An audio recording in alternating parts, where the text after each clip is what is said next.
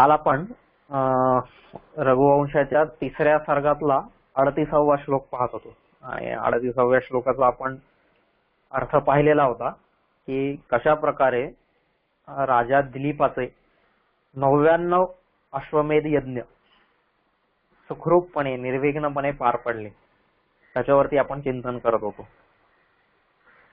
काल आपण पाहत असताना तिथं नियंत्रित राजसत्ता याचं चिंतन करत होतो की नियंत्रित राजसत्ता ही हवी आणि नियंत्रित राजसत्ता जर पाहिजे असेल तर त्या राजसत्तेवरती नियंत्रण कोणाचं पाहिजे नाही का, कशाच्या नियंत्रणाखाली राजसत्ता पाहिजे हा एक कायमचा प्रश्न आहे. आणि त्या प्रश्नासाठी आपल्या इथं आपल्या संस्कृतीने तरी निदान त्याला उत्तर दिलेलं आहे. बाकीच्या संस्कृतींमध्ये जर आपण पाहायचा प्रयत्न केला तर तिथं आपल्याला कुठेतरी प्रश्नचिन्ह दिसतं किंवा कुठेतरी दिलेली उत्तरं ही चुकीची दिसतात किंवा त्या रस्त्यावरती चालल्यामुळे त्या साम्राज्यांचं म्हणा किंवा त्या राष्ट्रांचं म्हणा कशा प्रकारे अधःपतन झालेलं आहे इत्यादी सगळ्या गोष्टी आपल्याला पाहायला मिळतात. म्हणजे मुख्यतः जीवनाचे जे 4 पैलू आहेत किंवा 4 आपण पुरुषार्थ म्हणूया त्याला, धर्म अर्थ काम आणि मोक्ष. आता धर्म अर्थ काम आणि मोक्ष हे 4 पुरुषार्थ आहेत. तर या 4 पुरुषार्थांपैकी कोणता पुरुषार्थ असा आहे की ज्याची सत्ता किंवा ज्याचं नियंत्रण हे राजसत्तेवरती असलं पाहिजे. तर याचा जर विचार केला आपण तर आपल्याला कळेल की मोक्ष हे जे आहे ते इहलोकाचं काही संबंधी नाहीये नाही का, मोक्षाचा या जन्माशी काही संबंध नाहीये. मोक्ष हे परलोकाशी संबंधित आहे नाही का. यातो अभ्युदय निश्रेयसः सिद्धेस्ස धर्म अशी जी धर्माची व्याख्या केलेली आहे. मग त्याच्यात अभ्युदय म्हणजे इहलोक आणि निश्रेयस म्हणजेच नंतर परलोक, या जन्मानंतरचं मृत्यूनंतरचं जे काय आहे त्या गोष्टी, मग ते मोक्षाचं आहे. त्यामुळे मोक्ष हे कधीच राजसत्तेला नियंत्रित करू शकणार नाहीये. मग आपण येऊया कामावरती. काम म्हणजे इच्छा वासना नाही का. आता या ज्या सगळ्या गोष्टी आहेत जर कामाचं नियंत्रण राजसत्तेवरती ठेवलं तर, कामाचं नियंत्रण जर राजसत्तेवरती ठेवलं तर सगळीकडे समाजामध्ये काय पाहायला मिळेल आपल्याला, ज्याला आपण म्हणतो की भोगप्रधान समाज होतो. जर कामाचं नियंत्रण हे राजसत्तेवरती असलं आणि अशी कामनियंत्रित राजसत्ता जर संपूर्ण राष्ट्रावरती शासन करत असेल तर ते संपूर्ण राष्ट्र हे भोगवादी बनते नाही का. युरोप अमेरिका यांची काय गत झालेली आहे, म्हणजे आजच्या काळापासून नाही, आजपासून तुम्ही 500 वर्षांपूर्वी बघा, 200 वर्षांपूर्वी बघा, तुम्ही जर पाहिलं तर तिथं भोगप्रधान किंवा कामप्रधान राजनियंत्रित सत्ता असल्यामुळे संपूर्ण राष्ट्र ही त्यांची काय झालेली आहेत, भोगाच्या अधीन झालेली आहेत. त्यांना जीवनामध्ये फक्त एकच गोष्ट दिसते ती म्हणजे भोग आणि भोग. ती कामनियंत्रित राजसत्ता आहे. आणि तिथं जिथं कामनियंत्रित राजसत्ता असेल तिथं आपोआपच त्या राजसत्तेचा इम्पॅक्ट सुद्धा प्रजातंत्रावरती होतो किंवा प्रजेच्या मनावरती, प्रजेच्या बुद्धीवरती, प्रजेच्या चित्तावरती त्याच कामाचा परिणाम होतो, त्याच भोगांचा परिणाम होतो आणि तो संपूर्ण समाज नकळत भोगप्रधान बनतो.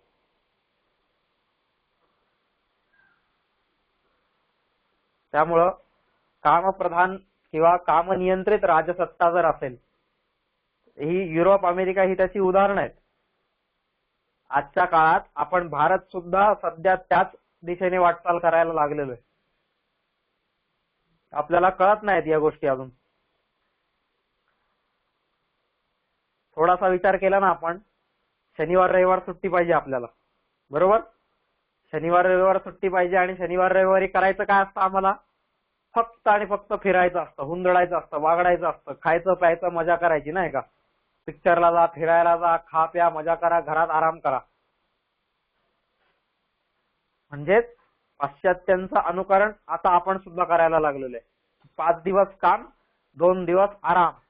आता 5 दिवस काम आणि 2 दिवस आराम ही जी संकल्पना आहे, ही संकल्पना कशातून उभी राहिलेली आहे? तर ही संकल्पना काम नियंत्रित किंवा कामप्रधान समाजाचं लक्षण आहे. 5 दिवस पैसे कमवायचे आणि 2 दिवस पैसे उडवायचे, ही कामनियंत्रित राजसत्ता झाली. मग 5 दिवस तो 9 तास 10 तास 12 तास काम करणार, माहित नाही आपल्याला किती तास. घरी आला तरी परत कम्प्युटर घेऊन बसणार, लॅपटॉप घेऊनच बसणार. ट्रेन मध्ये उभे असेल तरी मोबाईल वरून काम तो करतच राहणार ऑफिसचं. रस्त्याने चालला तरी ऑफिसचेच विचार डोक्यात राहणार. आणि मग ते 5 दिवस जो थकवा असणार आहे, मानसिक थकवा असेल, शारीरिक थकवा असेल, इतर सगळ्या प्रकारचा तो घालवण्यासाठी मग शेवटचे 2 दिवस शनिवार रविवार वीकेंड.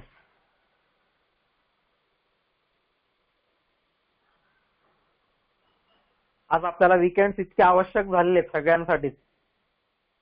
बघा सगळेजण सोमवारी आहे ना, सोमवारचा दिवस उजाडला, आता तरी सध्या लॉकडाऊन आहे म्हणून ठीक आहे. नंतर पुन्हा चालू झाला ना, बघा एकेकाचे स्टेटस, सोमवार सकाळचे स्टेटस बघा.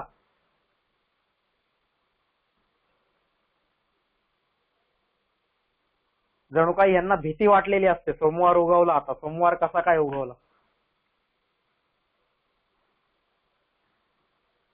म्हणजेच काय आहे, ही कामप्रधान, मला फक्त काम पाहिजे जीवनामध्ये, बाकीच्या कोणत्याही गोष्टी नकोय. पण प्राचीन काळामध्ये असतील का असे? प्राचीन काळामध्ये ऋषींना असं वाटत असेल का रविवार? त्यावेळेस रविवार ही संकल्पना नव्हती. असं तुम्हाला कुठं प्राचीन वाङ्मयामध्ये वाचायला मिळतंय का कुठं? आपल्या भारतीय संस्कृतीमध्ये तरी निदान रविवारची सुट्टी, आता शनिवारची सुट्टी, या गोष्टी कधी वाचायला मिळतात का आपल्याला? त्यांना त्या गोष्टींची गरजच पडली नाही कधी. कारण त्यांच्या जीवनामध्ये धर्म अर्थ काम मोक्ष या चारहींचा बॅलन्स रोज दररोज असायचा, दररोज. आणि इतर काही एक्स्ट्राची कामं असतील ती जर करायची असतील त्यांना, तर त्याच्यासाठी मात्र त्यांनी पंधरवड्यातून 1 दिवस ठेवलेला असायचा किंवा महिन्यातून 1 दिवस ठेवलेला असायचा. दर आठवड्याला त्यांना गरजच पडायची नाही कधी. आठवडा ही संकल्पनाच त्यांच्या काळात नव्हती. आज आपलं जे आपण आठवड्याचं कॅलेंडर करतो की नाही, प्राचीन काळात होतं का हे आठवड्याचं कॅलेंडर? होतं का कधी? कुणी अभ्यासलंय का ह्या गोष्टी? त्यांना आठवड्याच्या कॅलेंडरची गरज पडलेली नाहीये कधी. चांद्रवर्ष मानायचे आपल्या इथं. चांद्रवर्षानुसार प्रतिपदा, द्वितीया, तृतीया, चतुर्थी, पंचमी, असं करत करत करत करत अमावस्या, आणि असं करत करत करत पौर्णिमा, हे कॅलेंडर होत. त्याच्यातलं मग कधी अष्टमीला, कधी प्रतिपदेला, नाही का, कधी अमावस्येला, अशा त्यांना सुट्ट्या द्यायचे. कशासाठी? इतर जी काही कामं असतील सगळी त्यांच्यासाठी, आराम करण्यासाठी नाही. सुट्टी ही त्यांच्याकडे कशासाठी असायची? कामात बदल म्हणून. कामात बदल म्हणून सुट्टी असायची. हे सगळं का बरं होतं? कारण त्यांची जी राजसत्ता होती, ही राजसत्ता कधीही कामनियंत्रित नव्हती. ठीक आहे. तसाच दुसरा मुद्दा जर पाहिला आपण, तर अर्थनियंत्रित राजसत्ता. अर्थनियंत्रित राजसत्ता पाहिली तर अर्थनियंत्रित राजसत्तेमध्ये काय होतंय की समाज हा सगळीकडेच अर्थप्रधान समाज बनतोय. कॅपिटलिझम ज्याला आपण म्हणतो ना आजच्या भाषेत, कॅपिटल. जीवनात महत्व कशाचं आहे? फक्त आणि फक्त कॅपिटलचं महत्व आहे.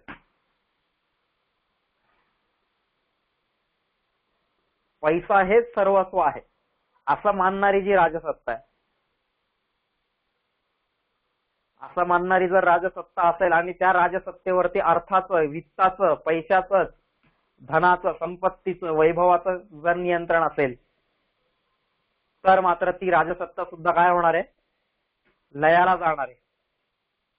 आणि ती राजसत्ता लयाला जायच्या आधी तो समाज लयाला जातो. राजसत्ता आणि समाज या दोघांचीही प्रतिबिंब एकमेकांवर कायम पडत असतात, कायम. समाजाचं प्रतिबिंब हे राजसत्तेवरती आणि राजसत्तेचं प्रतिबिंब हे समाजावरती, हे कायम पडतात. इतिहास साक्षी या गोष्टीसाठी. रामायण आपल्याकडे उदाहरण आहे एवढं. रामाने सीतेचा त्याग केलेला आहे का? समाजाचं प्रतिबिंब पडलेलं आहे. आणि राम वनवासात निघालेला आहे त्यावेळेस सगळा समाज पण त्याच्या मागे वनवासात निघालेला आहे का? कारण राजाचं प्रतिबिंब प्रजेवरती पडलेलं आहे. हे कायम पडत असतं.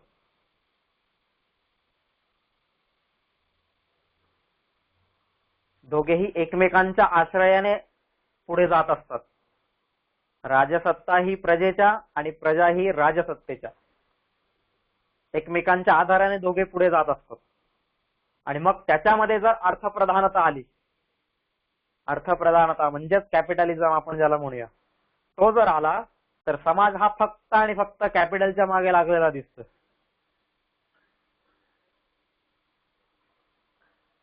आज कॉर्पोरेट इंडस्ट्रीमध्ये जर आपण गेलं, आयटी सेक्टर वगैरे ह्या ज्या गोष्टी आहेत, आता आपल्यातले किती जण असतील पण तिथं माहित नाही आपल्याला. ते क्षेत्र जर पाहिलं तर या सगळ्या जितक्या पण कॉर्पोरेट कंपन्या आहेत, सगळ्याच्या सगळ्या कंपन्या या अर्थप्रधान कंपन्या आहेत.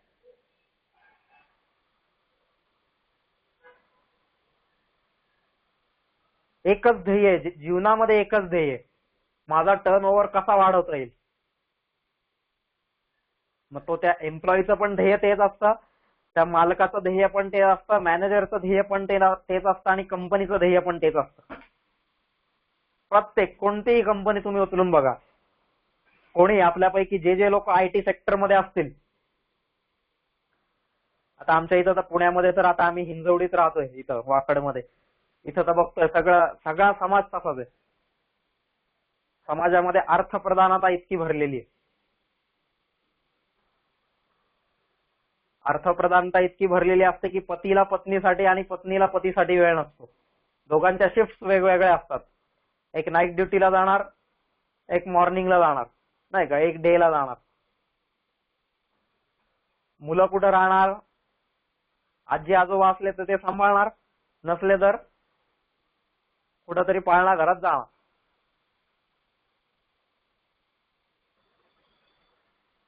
आजी आजोबा काय तुमच्या मुलांना सांभाळायला आहेत का? त्यांनी त्यांची मुलं सांभाळली ना, त्यांनी त्यांची मुलं लहानाची मोठी केली. आता जबाबदारी तुमची आहे. पण तरी आपण अजून आपल्या खांद्यावरचं ओझं त्यांच्याच खांद्यावरती देतो, सांभाळा. का बरं? हे सगळं अर्थप्रधानतेमुळे या गोष्टी होत आहेत. खूप म्हणजे या दोन्ही गोष्टींवरती तुम्ही विचार करा. समाजामध्ये जर कामप्रधानता असली आणि समाजामध्ये जर अर्थप्रधानता असली तर त्या समाजाची काय स्थिती होते?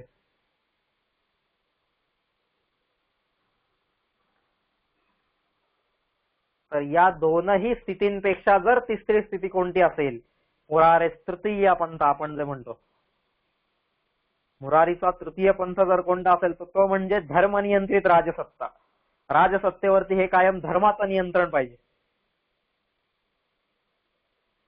प्राचीन काळामध्ये जर आपण पाहिलं, वैदिक काळ असेल, उत्तर वैदिक काळ असेल, ब्राह्मण काळ असेल, अरण्यक काळ असेल, संहिता काळ असेल, कोणताही काळ तुम्ही घ्या, उपनिषद काळ असेल, कोणताही काळ घ्या,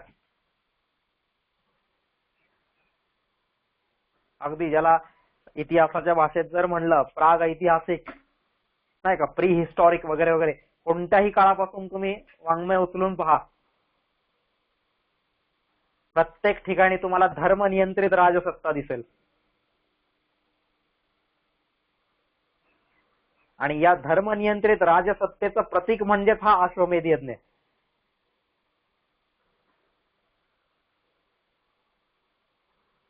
धर्मनियंत्रित राजसत्ता पहिले एक आहे की त्याच्यावरती राजसत्तेवरती हे अष्टऋषी प्रधान, अष्टप्रधान मंडळ, जे नाही का, अष्टऋषींचं जे मंडळ असतंय, रामायणाचा जर आपण अभ्यास केला राज्यव्यवस्थेचा तर त्यात आपल्याला कळेल की अष्टप्रधान ऋषी मंडळ जे असायचं ती प्रमुख ऋषी सगळी, त्या ऋषींचं नियंत्रण हे राजसत्तेवरती असायचं आणि त्या ऋषी नियंत्रित राजसत्तेवरती सुद्धा कधी ऋषी पण चुकीचा निर्णय घेऊ शकेल, माहित नाही आपल्याला. रामाच्या जीवनात ती गोष्ट दिसते आपल्याला, नाही का? वेळोवेळी बघा तुम्ही उघडून. सीतेचा त्याग करू नकोस, वनात जाऊ नकोस, हे ऋषींनी पण वारंवार रामाला सांगितलेले. भारद्वाजांसारखे ऋषी असतील, वशिष्ठांसारखे ऋषी असतील, अत्रींसारखे ऋषी असतील, हे सगळे रामाला भेटलेले आहेत. त्या ऋषींनी पण रामाला वेळोवेळी सांगितलेलं आहे. पण तरी सुद्धा रामाने त्यांना तिथं धर्माचं महत्व समजावलेलं आहे. रामाने त्यांना तिथं धर्म काय सांगतोय ही गोष्ट सांगितलेली आहे. एक पुत्र धर्म काय आहे, एक पितृधर्म काय आहे, एक युवराज धर्म काय आहे, एक पती धर्म काय आहे. प्रत्येक गोष्टीमध्ये रामाने धर्म सांगितलेला आहे.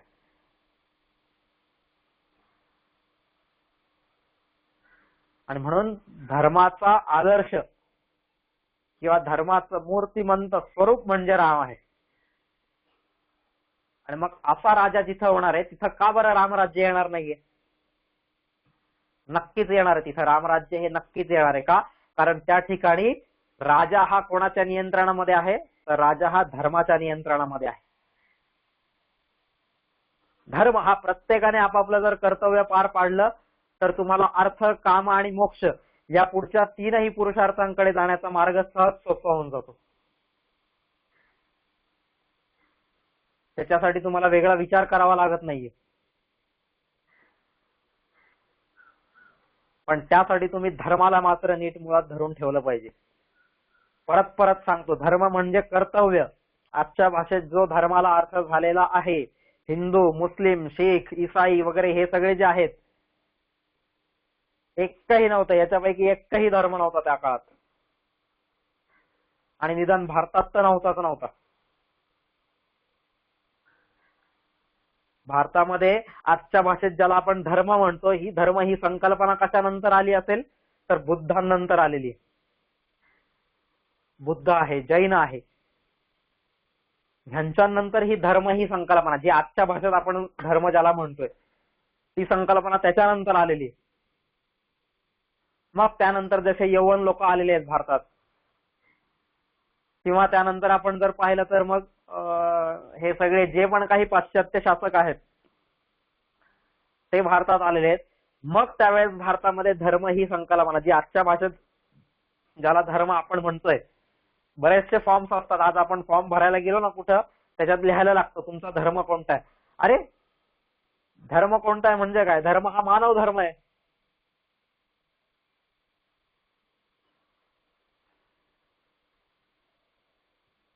म्हणजे आपला समाज हा किती अधःपतित होत चाललेला आहे याचं हे लक्षण आहे. तर त्या धर्माचं नियंत्रण पाहिजे राजसत्तेवरती. हे म्हणजे प्रजेवरती तर पाहिजेच, पण राजसत्तेवरती सुद्धा धर्माचं नियंत्रण पाहिजे. धर्म काय सांगतोय, कर्तव्य काय सांगतोय. धारणा धर्म मिथ्याहु धर्मो धारयते प्रजा. तुम्ही जर धर्माला धारण केला तर धर्म तुम्हाला धारण करणार आहे, तर धर्म हा प्रजेचं रक्षण करणार आहे. त्यामुळे प्रत्येकाने आपला धर्म, मी शिक्षक आहे माझा धर्म काय, मी विद्यार्थी आहे माझा धर्म काय आहे, मी सैनिक आहे माझा धर्म काय आहे, नाही का, मी कोणीही असेल, माझा धर्म काय आहे हा धर्म जर प्रत्येकाने पाहिला तर आपोआपच ती जी राजसत्ता आहे ती धर्मनियंत्रित राजसत्ता होणार.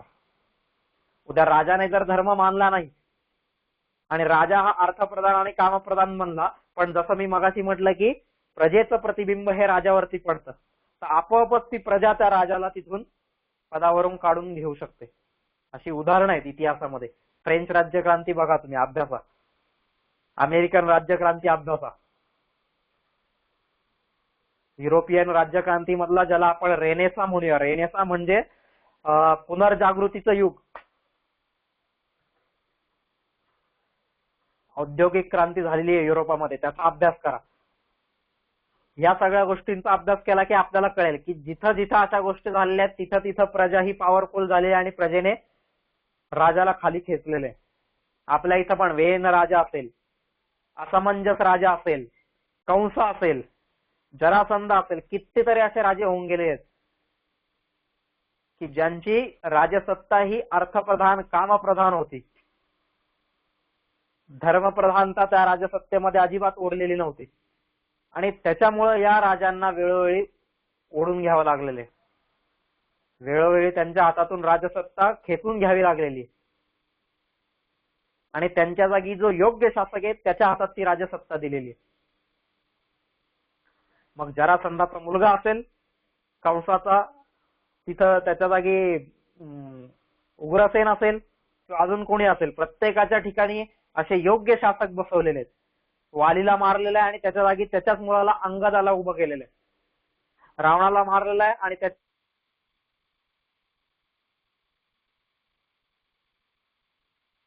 बसवलेलं आहे.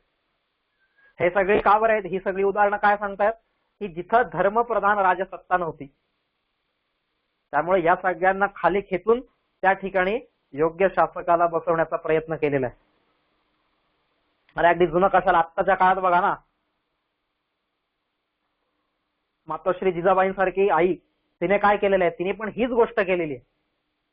धर्मनियंत्रित राजसत्ता ही तिने उभं केलेली आहे. स्वराज्य म्हणजे काय होतं?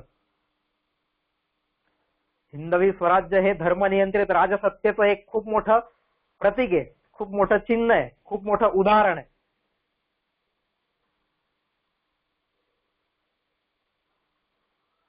तर ही गोष्ट अगदी आत्ताच्या काळामध्ये सुद्धा आपल्याकडे समोर आहे.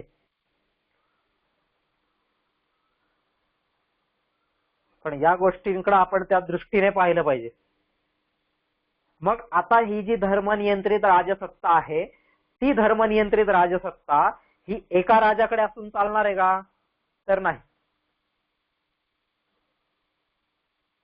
का. जसं आपण पाहिलं की एक राजा आहे, तो मोठा राजा आहे, पण त्या मोठ्या राजाच्या खाली पण अनेक लहान शासक आहेत, कार्यरत आहेत. ते पण आपलं आपलं राज्य चालवत आहेत, आपला आपला राज्यकारभार चालवत आहेत. आणि ही काय आत्ताच्या काळात गोष्ट आहे असं नाहीये. आजही जरी आपण लोकशाहीमध्ये पण जरी भारताचा अभ्यास केला, भारतीय लोकशाहीचा, तरी सहज दोन चित्र आपल्या समोर दिसत आहेत ना प्रत्येकाला. अगदी ज्याला लिहिता वाचता येत नाही त्याला पण ही गोष्ट कळते की दोन राज्य सरकार तर आहेत, म्हणजे एक राज्य सरकार आहे आणि एक केंद्र सरकार आहे. दोन सरकार आहेत आजही, आजच्या क्षणाला सुद्धा. एक अखंड भारत आहे, पण त्या अखंड भारतात सुद्धा दोन प्रमुख सत्ता तर आहेत. एक केंद्रीय सत्ता आहे आणि एक राज्य सत्ता आहे. आता या राज्य सत्तेमध्ये जर आपण पाहिलं तर भारताचे सगळे राज्यशासित प्रदेश आणि भारताचे सगळे केंद्रशासित प्रदेश हे सगळे जर एकत्र केले तर जी आपली संख्या जाते ती संख्या म्हणजे काय? छोटी छोटी राज्यच झाली. मग हीच गोष्ट राजसत्तेत सुद्धा होती, जी आज जर लोकशाहीमध्ये आहे तर राजसत्तेमध्ये ही गोष्ट का असू नये? मग आपला त्या सत्तेला का बरं विरोध असतो? नाही, आपल्याला वाटतं राजा झाला म्हणजे एका वेळेस एकच राजा पाहिजे, त्याच्या वेळेस दुसरा राजाच नको तिथं. अरे असं होतच नाही कधी, कधीच नाही, कधीच नाही. आपण जर पाहिलं राजा दिलीपाचं राज्य बघितलं आपण, कसं होतं? आसमुद्र क्षितिशाणाम अनाकरत वर्तमनाम, असं त्याचं राज्य होतं. आसमुद्र क्षितिशाणाम, क्षितिजापर्यंत त्याचं राज्य होतं, समुद्राच्या प्रत्येक सीमेपर्यंत त्याचं राज्य होतं. म्हणजे आजचा भारत जरी तुम्ही डोळ्यासमोर पाहिला तर इकडून बंगालच्या खाडीपासून खाली रामेश्वरम पर्यंत आणि रामेश्वरम पासून इकडं खंबातच्या आखातापर्यंत, कच्छच्या रणांगणापर्यंत हा सगळा भूभाग कोणाच्या ताब्यात होता? दिलीपाच्या ताब्यात होता. आता असं जर आपण म्हणलं, मग दिलीपाच्या ताब्यात जो होता, आता पुढे आपण बघूया नंतर रघुचा दिग्विजय येईल. मग हा सगळा प्रदेश जर दिलीपाच्या ताब्यात होता तर रघुला दिग्विजयाची आवश्यकता का पडली? किंवा आज दिलीपाला अश्वमेधाची आवश्यकता का पडली? ती गरज का पडली? याचा जर आपण अभ्यास केला तर आपल्याला ही गोष्ट लक्षात येईल की जरीही तो एक सार्वभौम राजा होता तरी सुद्धा आपण जे काल पाहिलं नाही का, राज्याचे जे वेगवेगळे प्रकार आहेत प्राचीन काळामध्ये अस्तित्वात होते, जे ऋग्वेदाने सांगितलेले आहेत, ऐतरेय ब्राह्मणाने सांगितलेले आहेत नाही का, वेगवेगळ्या ठिकाणी हे सगळ्या ब्राह्मण ग्रंथांनी, आरण्यक ग्रंथांनी, पुराणांनी सगळ्यांनी या गोष्टींचा उल्लेख केलेला आहे. स्वराज्य असेल, वैराज्य असेल, भोज्य असेल, अधिराज्य असेल, महाराज्य असेल नाही का, साम्राज्य असेल, सगळ्या जे काय 8 प्रकारचे मुख्य 8 प्रकार होते राज्यांचे, तर हे सगळे मुख्य 8 प्रकार त्या काळात अस्तित्वात होते. मग एक साम्राज्य जे असेल त्या एका साम्राज्यामध्ये दुसरे महाराज सुद्धा असतील. एका सम्राटाच्या खाली महाराज असेल, महाराजाच्या खाली राजा असेल, अधिराज असेल नाही का, स्वराट असेल. स्वराज्य म्हणजे जे स्वराज्य असा जो शब्द येतो ना त्याच्यामध्ये, मंत्रपुष्पांजली आपण जी म्हणतो त्याला खरं ते मंत्रपुष्पांजली म्हणजे तिथं ते मंत्र काढून घेतलेले आहेत ते खरे आहेत, ऐतरेय ब्राह्मणातले मंत्र आहेत ते. तर ती जी मंत्रपुष्पांजली आहे त्याच्यात जो स्वराज्य शब्द येतो, त्या स्वराज्य हा जो राज्याचा प्रकार आहे त्याचा जो प्रमुख असतो, त्याचा जो अध्यक्ष असतो, त्याचा जो नेता असेल त्याला स्वराट म्हणतात. साम्राज्याचा जो नेता असेल त्याला सम्राट म्हणतात. महाराज्याचा जो नेता असेल त्याला महाराज म्हणतात. राज्याचा जो नेता असेल त्याला राजा म्हणतात. नाही, असं प्रत्येकाचं त्यांनी विभाजन करून ठेवलेलं आहे. मग हे जर हायरार्की पाहिली आपण, हा जो क्रम पाहिला आपण राजसत्तांचा, तर त्याच्यामध्ये आपल्याला सहजगत्या दिसून येतंय की एक सम्राट जो आहे त्या सम्राटाच्या खाली महाराज काम करतोय, त्या महाराजाच्या खाली राजा काम करतोय. ही हायरार्की झाली, बरोबर. पण आता इथं जर आपण पाहिलं तर सम्राट तोच आहे की ज्याचं सगळ्यांवरती नियंत्रण आहे. तो सम्राट आहे जो सगळ्यांपेक्षा बलशाली आहे, जो सगळ्यांपेक्षा पॉवरफुल आहे नाही का. शतक्रतू इथे शब्द आलेला आहे ना आपल्याला, शतक्रतू. क्रतू म्हणजे काय, पॉवर. लॅटिन भाषा जी आहे, लॅटिन भाषेमध्ये एक शब्द आहे क्रॅटोस, KRATOS, क्रॅटोस असा शब्द आहे लॅटिन भाषेत. तोच मग ती लॅटिन भाषा आणि आपली संस्कृत भाषा या दोन्हीही भाषा एकाच भाषा परिवारातल्या आहेत, त्याला भारोपीय भाषा परिवार म्हणतात. हे भाषाशास्त्राचा अभ्यास आहे. हा भाषाशास्त्राचा तुम्ही अभ्यास केला की तुम्हाला कळून येईल की तिथं जे संपूर्ण जगामध्ये 18 मुख्य भाषा परिवार मानलेले आहेत आणि त्या 18 मुख्य भाषा परिवारांमधला सगळ्यात मोठा आणि सगळ्यात प्रमुख असा जर भाषा परिवार कोणता असेल तर तो हा भारोपीय भाषा परिवार आहे, किंवा ज्याला इंग्लिशमध्ये आपण लँग्वेज फॅमिली म्हणतो. त्या लँग्वेज फॅमिली मधले इंडो युरोपियन ही जी लँग्वेज फॅमिली आहे त्याच्यात या दोन्ही भाषा येतात. त्यामुळे ह्यांच्यातले शब्द बऱ्याच तुलनेने आपण जर भाषाशास्त्रांचा अभ्यास केला तर आपल्याला लक्षात येईल की हे सगळे शब्द एकमेकांच्या जवळ आहेत. क्रॅटोस आणि क्रतू एकच आहे, त्याचा अर्थ होतो पॉवर, शक्ती. तर ज्याच्याकडे तितकी शक्ती आहे, ज्याच्याकडे तितकं सामर्थ्य आहे, ज्याच्याकडे तितकं बल आहे, तो आपोआपच सगळ्यांपेक्षा श्रेष्ठ होणार आहे नाही का. आपण आपल्या इथं म्हणतोच ना आपण, जिसकी लाठी उसकी भैंस.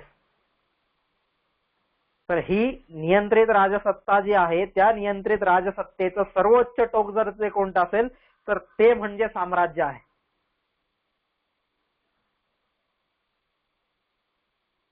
आणि त्या साम्राज्याचा जो नायक असेल त्याला सम्राट म्हणलं जातं. इतिहास जर तुम्ही उघडून पाहिला तर कोणालाही सम्राट ही पदवी लावलेली नाहीये. आज आपल्याला या शब्दांचा अर्थच माहित नाही, आपण कोणालाही सम्राट म्हणतो. मुघल सम्राट म्हणतात. अरे मुघल कधी सम्राट झालेलेच नाहीये, त्यांचं साम्राज्यच नव्हतं कधी.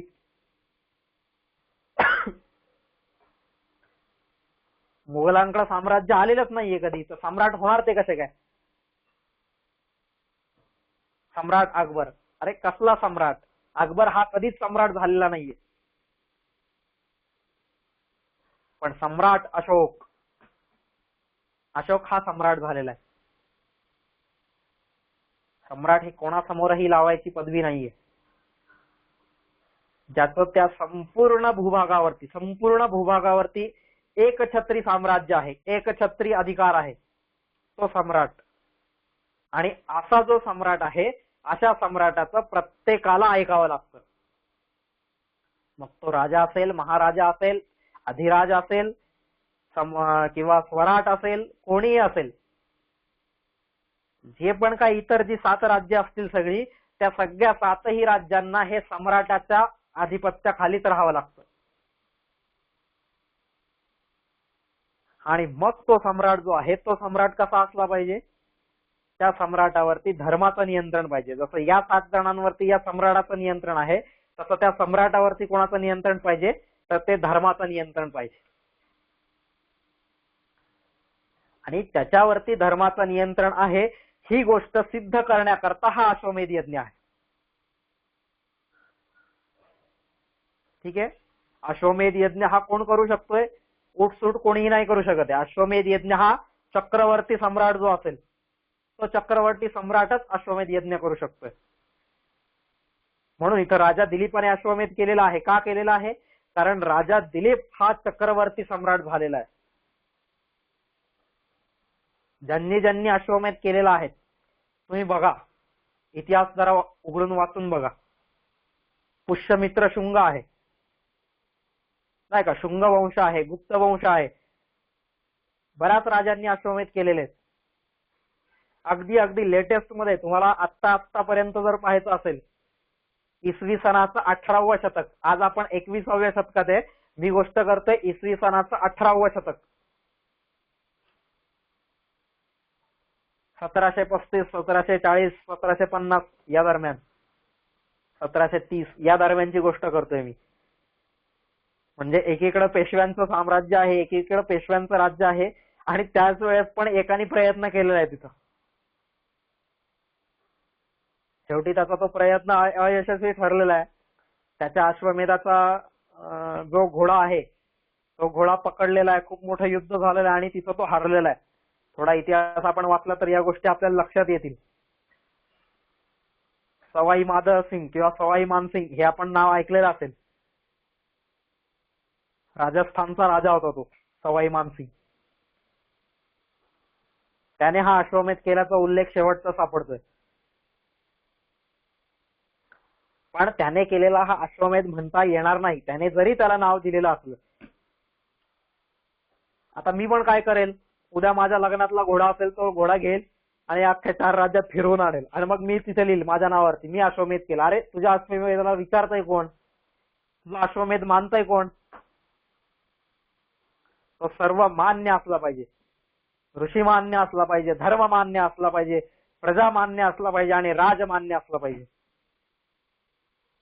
असा जो असेल तो अश्वमेध मानला जातो. आणि या इतिहासामध्ये जर तुम्ही उघडून पाहिलं, रामाने अश्वमेध केलेला आहे, दशरथाने अश्वमेध केलेला आहे, इथं दिलीपाने अश्वमेध केलेला आहे. महाभारताच्या युद्धात पाहिलं, युधिष्ठिराने अश्वमेध केलेला आहे. अनेक राजांनी, मरुत राजा आहे, मरुत राजाने अश्वमेध केलेला आहे. अनेक राजांनी हा अश्वमेध केलेला आपल्याला पाहायला मिळतोय. हे ज्यांनी ज्यांनी अश्वमेध केलेला आहे त्यांनी कधी अश्वमेध केलेला आहे? ज्यावेळेस त्यांचं संपूर्ण भूभागावरती नियंत्रण झालेलं आहे आणि ते स्वतः ज्यावेळेस धर्माच्या नियंत्रणामध्ये होते. ही गोष्ट महत्वाची आहे. आणि मग तिथं तो जो सम्राट आहे, तिथं जो अश्वमेध यज्ञ करणारा जो राजा आहे, जो शासक आहे, तो सगळ्यांना आव्हान करतोय. ही जी पण खालची जी 7 राज्य आहेत सगळी, स्वराज्य, वैराज्य, भोज्य, महाराज्य, ही जी सगळी 7 राज्य आहेत खालची, त्या सगळ्या 7ही राजांना तो वॉर्निंग देतोय, त्यांना बजावतोय, त्यांना तो सांगतोय. काय सांगतोय? की बघा, मी धर्मानुसार शासन करतोय, मी धर्माचं नियंत्रण माझ्यावरती ठेवलेलं आहे आणि मी धर्मनियंत्रित राजसत्तेचं प्रतीक बनून आज तुमच्यावरती शासन करू इच्छितोय. मग तुमच्यातले किती लोक या गोष्टीसाठी तयार आहेत? का तुमच्यातले अजूनही काही लोक अर्थनियंत्रित राजसत्तेकडे झुकतायत? का तुमच्यातले अजूनही काही लोक कामनियंत्रित राजसत्तेकडे झुकतायत? हा अश्वमेध यज्ञ म्हणजे तो घोडा जातोय म्हणजेच काय? तो घोडा जाणं तिथं म्हणजे हे त्यांना आव्हान आहे त्या राज्यांना, की तुम्ही धर्मनियंत्रित राजसत्ता स्वीकारताय की नाही स्वीकारत आहेत, हे त्यांना आव्हान आहे. त्याच्यासाठी हा अश्वमेध यज्ञ आहे. अश्वमेध यज्ञाची जर आपण वैदिक काळापासून जर कारणं पाहिली, अनेक ग्रंथांमध्ये त्याची कारणं दिलेली आहेत वेगवेगळी. त्या कारणांचा जर आपण अभ्यास केला तर आपल्याला सहजगत्या प्रमुख 3 कारणं लक्षात येतात अश्वमेधाची. का बरं अश्वमेध का केला जातो याची प्रमुखतः 3 कारणं आपल्याला दिसून येतात. काय आहे? जसा तुम्ही महाभारताचा अभ्यास केला किंवा रामायणाचा अभ्यास केला आपण, की त्याच्यामध्ये सहजगत्या दिसून येते. सगळ्यात पहिल्या कारणाचा विचार जेव्हा आपण करू, की ज्यावेळेस राम आलेला आहे, पुन्हा अयोध्येत आलेला आहे 14 वर्षांच्या वनवासानंतर, आणि राम वनवासातून आल्यानंतर त्याचं मन हे खिन्न झालेलं आहे, नाही का? त्याच्या मनाला काहीतरी अशी काहूर लागलेली, हुरहुर लागलेली, अस्वस्थ झालेलं आहे. त्याचं मन हे अस्वस्थ झालेलं आहे. का बरं असं का झालेलं आहे? कारण त्याने बरीचशी पापं केलेली आहेत. या वनवासामध्ये असताना त्याला जरी आपण पाप म्हटलं नाही, पण तरी ते जे कृत्य जे आहे ते कृत्य मात्र पापकृत्यामध्येच येतं. ते जरी धर्मासाठी जरी तुम्ही केलेलं असलं तरी सुद्धा ते कृत्य मात्र पापामध्येच मोडतं. त्याची गणना ही पापामध्येच होते.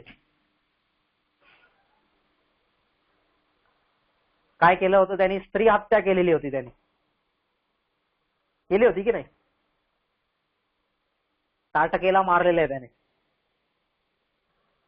वनवासात असताना ताटकेला मारलेलं आहे त्याने, नाही का? स्त्री हत्या केलेली. त्याने ब्राह्मण हत्या केलेली आहे. रावण हा कोण होता? रावण हा ब्राह्मण होता, ब्राह्मणाचा मुलगा होता तो. पण त्या ब्राह्मणाच्या मुलाची हत्या केलेली, आणि एका ब्राह्मणाची नाही, कुंभकर्णाची हत्या केलेली आहे, मेघनाथाची. कितीतरी. ब्रह्महत्यां वा एते घ्नन्ति ये ब्राह्मणास्ति सुपर्णं पडन्ति ते सोमं प्राप्नुवन्ति असहस्रात् पंक्तिं पुनन्ति. ओम ब्रह्ममेधवा मधुमेधवा ब्रह्ममेव मधुमेधवा अद्यानुदेव सवितः प्रजावत्साविस्सोऽहम् वगैरे वगैरे. आता हे जे सगळं वर्णन केलेलं आहे, हे सगळं वर्णन कशाचं आहे?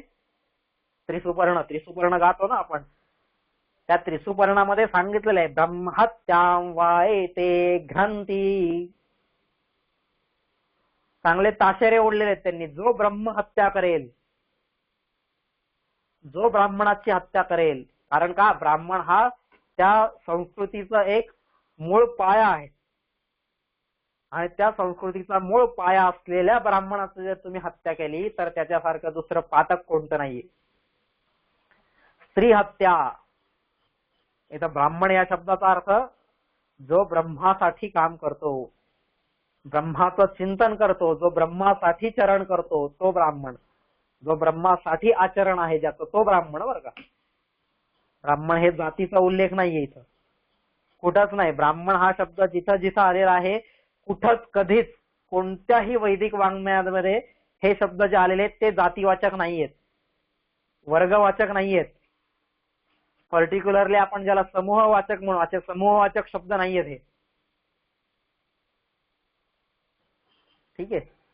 कर्तव्यवाचक शब्द आहेत, धर्मवाचक शब्द आहेत. तर अशा ब्राह्मणाची जर ज्याने हत्या केली तर तो मात्र काय ठरतोय? पापी ठरतोय. आणि रावण पण तसाच ब्राह्मण होता. उगाचच रावणाला शंकर प्रसन्न झालेले नाहीयेत, उगाचच रावणाला सगळ्या देवांनी एवढे वर दिलेले नाहीयेत. उगाचच जो रावण पुत्र आहे मेघनाथ, त्याला उगाचच एवढ्या सगळ्या इंद्रजित सगळ्या देवांनी एवढे वर दिलेले नाहीयेत.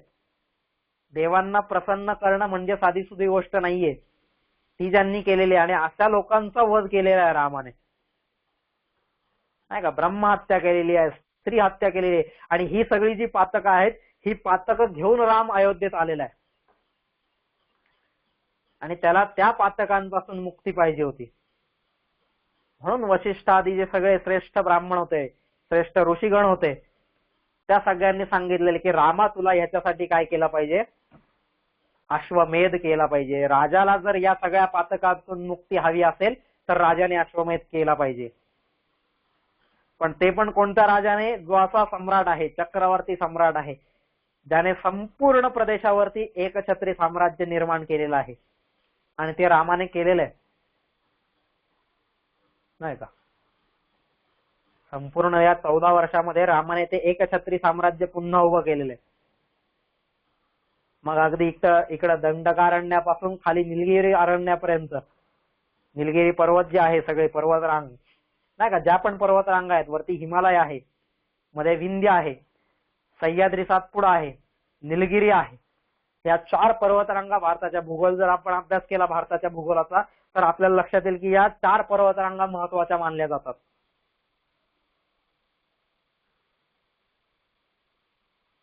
तर या 4ही पर्वतरांगा ओलांडून, अखेरच्या समुद्र सुद्धा ओलांडून पुढे श्रीलंकेपर्यंत राम एकछत्री साम्राज्य निर्माण केलेलं आहे.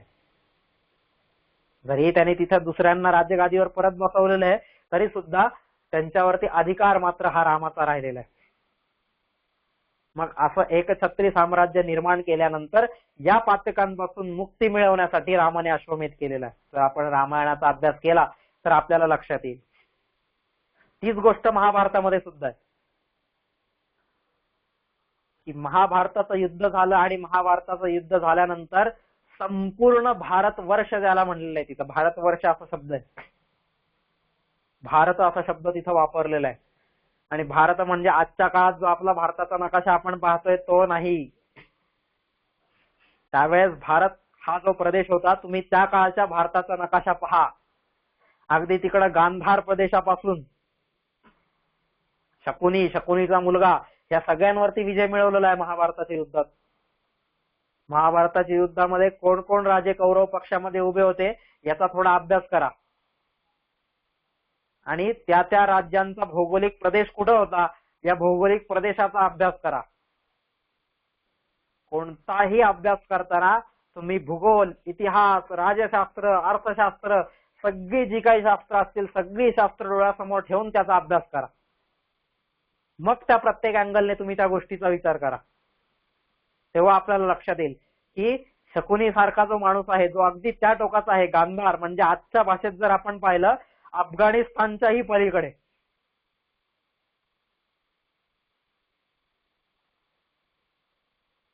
आज आपण मराठ्यांनी अटकेपार झेंडा लावला, एकदम अभिमानाने सांगतो. अभिमानाची गोष्ट आहेच ती, नाही अशी नाही. अटकेपार झेंडा रोवणं म्हणजे काय साधी गोष्ट नाहीये. पण त्याच्यापेक्षा हे आधीचे राजे बघा ना, सम्राट अशोक बघा, चंद्रगुप्त बघा, या लोकांचं शासन कुठपर्यंत पसरलेलं होतं. चंद्रगुप्त द्वितीय बघा, समुद्रगुप्त बघा,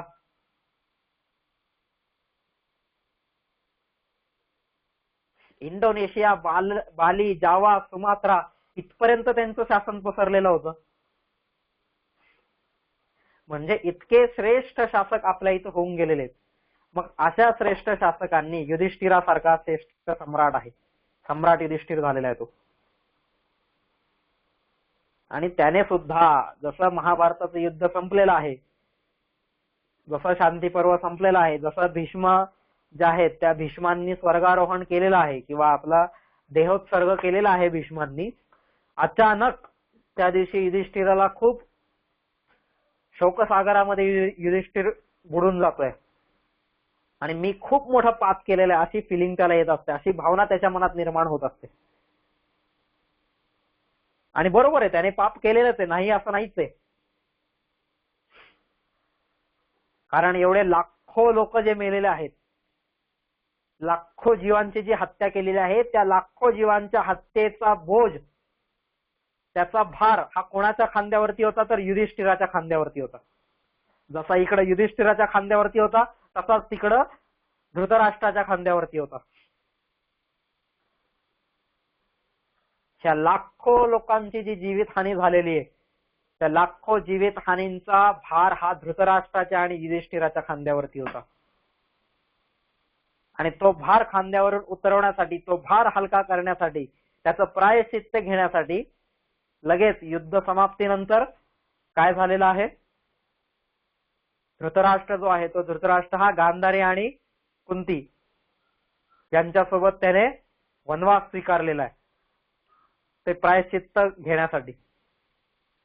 मग आता युधिष्ठिर काय करणार? युधिष्ठिर तर वनवासात जाऊ शकत नव्हता परत, कारण आता तो एक सम्राट झालेला आहे, ज्याच्यासाठी त्याने एवढा आटापिटा केला होता. आज त्याला ते शासन पुन्हा व्यवस्थित चालवलं पाहिजे. युद्धानंतर काय स्थिती होते त्या संपूर्ण राष्ट्राची, या स्थितीचा थोडासा अभ्यास करा तुम्ही. कोणतंही युद्ध उचला आजपर्यंतच, अगदी आत्ता आपल्या डोळ्यासमोर आहेत. दुसरं महायुद्ध बघा तुम्ही, पहिलं महायुद्ध बघा तुम्ही. जी मित्र राष्ट्र असतील, जी शत्रू राष्ट्र असतील, काय त्यांची अवस्था झालेली आहे. आणि जे प्रत्यक्ष युद्धात उतरले होते त्यांची जर अशी अवस्था होती, तर जे अप्रत्यक्षपणे त्या युद्धाशी जोडलेली राष्ट्र होती त्यांची जर काय अवस्था झाली होती. भारत होता की नाही त्यावेळेस, सुभाषचंद्र बोस होते, आझाद हिंद सेना होती, त्यावेळेस भारताची काय अवस्था झाली होती. युद्धात न करता पण भारताचे हजारो सैनिक मारले गेले होते, युद्धाचा प्रत्यक्ष भाग नसताना सुद्धा.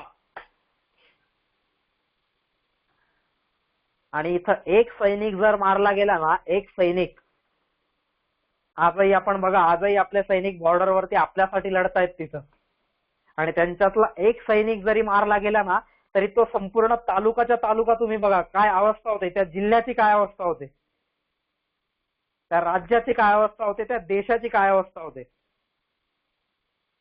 मग या सगळ्याचं उत्तरदायित्व कोणाकडे?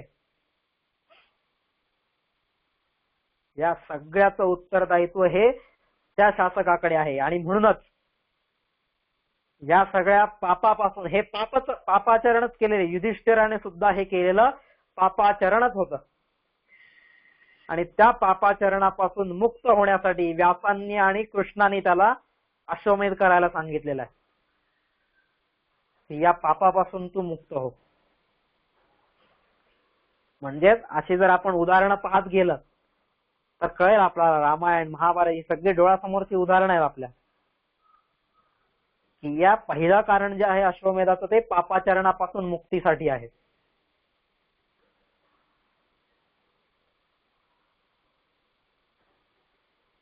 ठीक आहे.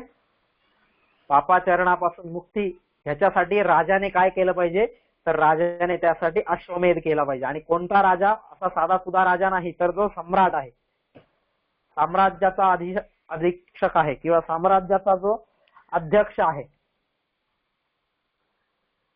त्याने केला पाहिजे. दुसरं जर कारण पाहिलं आपण, अश्वमेध कोण करतंय, दुसरं कारण जर पाहिलं तर ज्याला सगळ्या राज्यांवरती किंवा सगळ्या प्रदेशांवरती, सगळ्या भूभागावरती स्वतःच एक छत्री साम्राज्य आहे ही गोष्ट सिद्ध करायची आहे. ठीक आहे. ज्या सम्राटाला ही गोष्ट सिद्ध करायची आहे तो सम्राट झालेला आहे, पण ही गोष्ट संपूर्ण त्या भूभागावरती ज्याला सिद्ध करायची आहे, सिद्ध करून दाखवायची की बघा मी तुमचा सम्राट आहे आणि तुम्ही सगळेजण माझ्या अधिपत्याखाली राहिलं पाहिजे, त्याच्यासाठी तो अश्वमेध करायचा.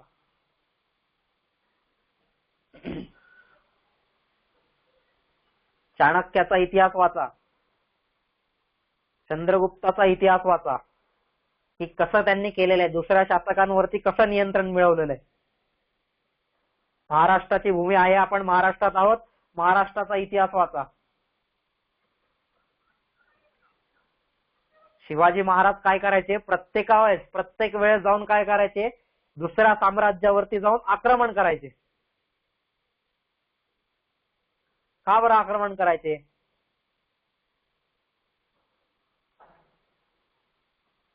थोडासा विचार केला पाहिजे आपण. खाली बंगळूर पर्यंत, बंगळूर साम्राज्य म्हणजे आजच्या भाषेत आपण जर पाहिलं तर बँगलोर नव्हे, फक्त आपल्याला वाटतं बंगळूर म्हणजे बँगलोर पर्यंत. अरे बंगलोर साम्राज्याची राजधानी समजा तिथं असेल तर तिथून खाली ते साम्राज्य नव्हतं का? अजून पुढं साम्राज्य नाही म्हणता येणार त्याला, पण राज्य म्हणूया आपण. तर ते राज्य तिथून खाली नव्हतं का? ही गोष्ट लक्षात घ्या. ब्रिटिश राजवटीत जर आपण पाहिलं, मुंबई प्रांत म्हणायची की नाही त्याला, महाराष्ट्र नव्हता त्यावेळेस, मुंबई प्रांत असा शब्द होता त्यावेळेस. मुंबई प्रांत म्हणल्यावरती हा मुंबई प्रांत कुठपर्यंत जायचा? तर अगदी आत्ताच्या उत्तर प्रदेश जे आहे ना, त्या आत्ताच्या उत्तर प्रदेश पर्यंत हा मुंबई प्रांत पसरलेला होता. अशी काही काही ठिकाणी आपल्याला उल्लेख सापडत आहेत. भोपाळ असेल, इंदोर असेल, हे सगळे कुठे यायची ही शहरं? ही सगळीच्या सगळी शहरं ही मुंबई प्रांताशी जोडलेली होती.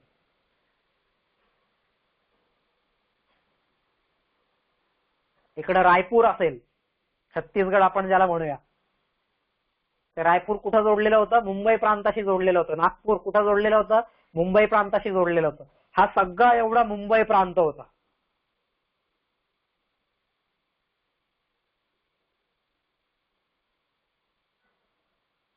इकडं खाली पाहिलं आपण, कृष्णा आहे, कावेरी आहे, त्या कावेरीपर्यंत, कावेरी नदी जी आहे त्या कावेरी नदीपर्यंतचं सगळा भूभाग हा मुंबई प्रांताशी जोडलेला होता. मुंबई प्रांताचा जो ब्रिटिश गव्हर्नर असेल तो काय करायचा? तर या सगळ्या भूभागावरून तो कर वसूल करायचा. या सगळ्या भूभागावरती त्याचं नियंत्रण असायचं. मग तसंच आहे, बंगलोर प्रांत जर आपण म्हणला, बंगलोर साम्राज्य, बंगलोर राज्य जर म्हटलं तर ते अगदी दक्षिणेपर्यंत पोहोचलेलं होतं. आणि तिथपर्यंत तंजावर पर्यंत सुद्धा महाराज गेलेले, शिवाजी महाराज गेलेले. इकडं दिल्लीपर्यंत महाराज गेलेले, इकडं संपूर्ण विदर्भापर्यंत महाराज गेलेले. इकडं गुजरात असेल, इकडं मध्य प्रदेश असेल, उत्तर प्रदेश असेल, या बाजूला बिहार असेल, इथपर्यंत महाराज पोहोचलेले. का बरं पोहोचले असतील महाराज तिथपर्यंत? का गेलेले आहेत? का त्यांच्याशी लढलेले आहेत महाराज? त्यांच्याशी लढण्यामागचं कारण काय होतं?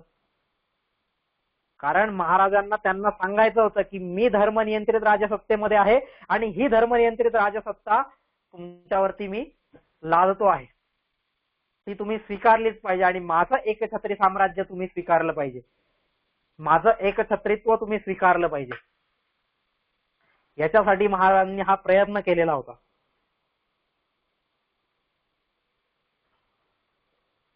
पण ते साम्राज्य महाराजांना शून्यातून उभं करायचं होतं. आणि शून्यातून उभं करताना संपूर्ण देशावरती एकछत्री साम्राज्य उभं करणं हे महाराजांच्या कारकिर्दीत झालेलं नाहीये. का? कारण ज्यावेळेस शून्यातून उभं करायचं असतंय त्यावेळेस खूप कष्ट असतात तिथं. त्या कष्टांना अजिबात पारावार नसतो. महाराजांनी सुरू केलेली ही जी पाऊलवाट होती नाही का, एखाद्या जंगलात तुम्ही जा असं कधी, ज्या जंगलामध्ये तुम्हाला अजिबात रस्ताच दिसत नाहीये, कसं जायचंय, कुठून जायचंय, कोणत्या वाटेने मला पुढे जायचंय. आज आपल्याकडे सगळे चिन्ह तिथे लावलेले असतात रस्त्यावरती, सगळे गुगल मॅप असतो आपल्याकडे, तरी सुद्धा आपण रस्ता चुकतोय नाही का. जे लोक जात असतील अशा जंगलांमध्ये त्यांना लक्षात येईल मी काय म्हणतोय ते. तर जो त्या जंगलामध्ये सगळ्यात पहिल्यांदा जात असेल, सगळ्यात पहिल्यांदा तो त्या जंगलामध्ये रस्ता निर्माण करण्याचा प्रयत्न करत असेल, त्याला किती कष्ट सोसावे लागत असतील. आणि तेच सगळे कष्ट महाराजांच्या जीवनामध्ये आलेले आहेत. त्यामुळे महाराजांनी जे पण काही राज्याचा विस्तार केलेला होता, हिंदवी स्वराज्याचा जेवढा विस्तार होता तेवढा खूप होता, महाराजांच्या मनाने खूप होता तो. म्हणजे रक्ताचं अक्षरशः पाणी केलेलं आहे त्या माणसाने. कशासाठी? की हे जे हिंदवी स्वराज्य आहे, ही जी वैदिक परंपरा आहे, हे जे वैदिकांचे विचार आहेत, या वैदिकांच्या विचारांवर तुम्ही लोक चालले पाहिजेत. त्याच्यासाठी महाराजांनी या चढाया केलेल्या आहेत. सुरतेची लूट केली. का बरं केली सुरतेची लूट? तिथं त्या ब्रिटिशांना सांगायचं त्यांना, तुम्ही ब्रिटिश आहात, तुम्ही परकीय आहात, आमच्यानुसार शासन करा. जर तुम्ही आमच्यानुसार नाही वागलेत तर त्याचे परिणाम तुम्हाला हे अक्षय भोगावे लागणार आहेत.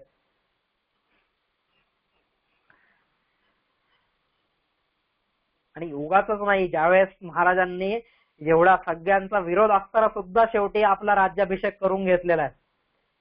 का बरं राज्याभिषेक केलेला आहे महाराजांनी? त्या राज्याभिषेकामागचं कारण हेच या अश्वमेधामागचं कारण आहे. राज्याभिषेकामागचं कारण तुम्ही अभ्यासा तर तुम्हाला कळेल की अश्वमेधामागचं कारण काय आहे.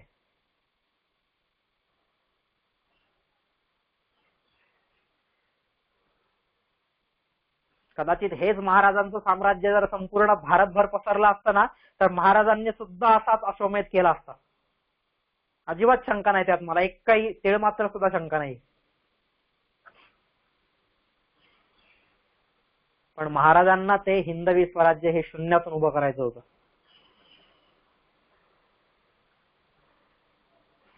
म्हणजे हे दुसरं कारण आहे. पहिलं कारण आपण जे सांगितलं की पाप प्रक्षालनासाठी, जी केलेली पाप आहेत त्या पापांमधून स्वतःला मुक्त करून घेण्यासाठी राजाने अश्वमेध करायचा आहे. तर दुसरं कारण हे आहे की माझी सत्ता ही सगळ्यांवरती मला प्रस्थापित करायची आहे आणि त्याचं प्रतीक म्हणून असलेला हा अश्वमेध यज्ञ आहे. त्याच्यासाठी राजाने हा अश्वमेध करायचा आहे.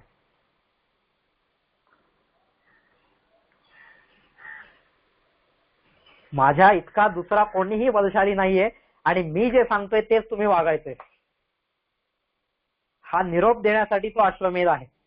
आणि ज्याला तो मान्य नाहीये त्याने अडवावा घोडा, त्याच्याशी युद्धाला मी लगेच तयार आहे. नाही का, मागे ते 100 राजपुत्र, मागे एवढं लाखोचं सैनिक, चतुरंगी सेना उगाचच पाठवत नव्हते ते. काही काम दाम नाहीये. तुम्ही विचार करा ना, आता लहानपणी मी जायचो ते, आम्ही गुरं चरायला जायचो आमच्या इकडे गावाला आहे ना, आमच्या इकडे ते असं एक मोकळं रान असायचं. त्या मोकळ्या रानात सगळे गवत उगवायचं पावसाळ्यानंतर. मग हे असं पावसाळ्यानंतर अगदी मार्च एप्रिल पर्यंत, म्हणजे जसा पावसाळा संपेल तर मार्च एप्रिल पर्यंत आम्ही ती गुरं घेऊन चरायला जायचो रोज. ती गुरं चरायला घेऊन गेली ना, इतका कंटाळवाणं काम असतं ते एका बाजूने पाहिलं. आणि असं कधी करून बघा तुम्ही.